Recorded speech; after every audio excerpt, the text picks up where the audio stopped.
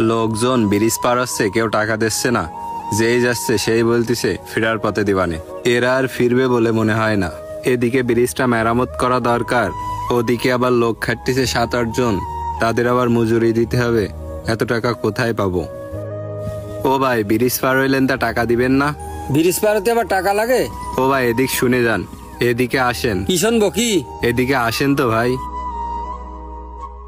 ও ভাই, ব্রিজ পার হওয়ার টাকা দেবেন না?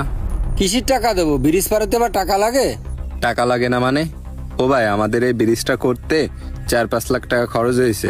আপনি কি একটা টাকা দিয়েছেন, নাকি একটা বাঁশ দিয়েছেন, নাকি একটা তক্তা দিয়েছেন, নাকি একটা কাজে এসে সহযোগিতা করেছেন? দেখ, তুই কিন্তু বেশি কথা বলতেছিস। আমার এত কথা শোনার সময় নেই। আর একটা কথা বললি তো ঠ্যাং ঠুং ভেঙে দেবো কিন্তু। ও ভাই, সে আপনি আমার টেবিল মেবিল উঠাই দিয়ে নেন, কিন্তু আপনি আমার কথাগুলো শোনেন। শোনার পরে আপনার যদি টাকা দিতে ইচ্ছা হয় তাহলে দেবেন, না হয় আপনি ফ্রি পার হবেন। ভাই, আমাদের এই গ্রামের চারপাশে নদী। আমাদের এই গ্রাম থেকে বের হওয়ার একটাই পন্থা ছিল, সেটা হচ্ছে নৌকা। একটা ব্রিজ অথবা সেতু কিছুই ছিল না। নৌকায় যাতায়াত করতে যেয়ে বিভিন্ন সমস্যায় পড়তে হতো। নৌকা ডুবে যেত, নৌকা আসতে লেট হতো, ঝড় বৃষ্টির কারণে নৌকা চলাচল বন্ধ থাকতো। নৌকা চলাচল বন্ধ থাকার কারণে কত ডেলিভারি রুগী ঠিকমতো হসপিটালে না পৌঁছানোর কারণে এই ঘাটেই ডেলিভারি হয়ে গেছে। সব বাচ্চার মাও মারা গেছে। আগে যখন আমাদের এই ব্রিজটা ছিল না, তখন আমাদের এই গ্রামে কেউ মেয়ে বিয়ে দিতে চাইতো না, কেউ বিয়েও করতে চাইতো না, যাতায়াতের অসুবিধার কারণে।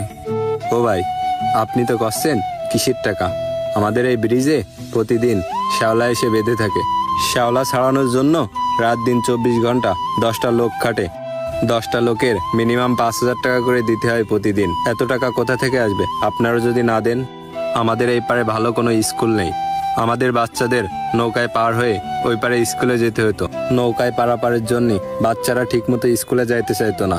আমরা অবহেলিত ছিলাম, কেউ কিন্তু এসে দেখেনি, কেউ আমাদের পাশে এসে দাঁড়ায়নি, একটা টাকা সাহায্য করেনি। এত দুর্ভোগ সইতে না পেরে আমরা এলাকাবাসী টাকা কালেকশন করে এই ব্রিজটা তৈরি করি। আমরা এই ব্রিজটা বানাতে সরকারিভাবে কোনো সাহায্য সহযোগিতা পাইনি। আমাদের এই ব্রিজের উপর দিয়ে প্রতিদিন 20-25 গ্রামের মানুষ যাওয়া আসা করে। আমাদের এই ব্রিজটা এখনো ঝুঁকিপূর্ণ অবস্থায় আছে, তাই আমরা প্রতিদিন টাকা কালেকশন করে এই ব্রিজটা মেরামত করার চেষ্টা করতেছি। তা ভাই, শুনলেন তো আমাদের কষ্টের কথা। কষ্টের কথা যদি বলি সারাদিনেও শেষ হবে না।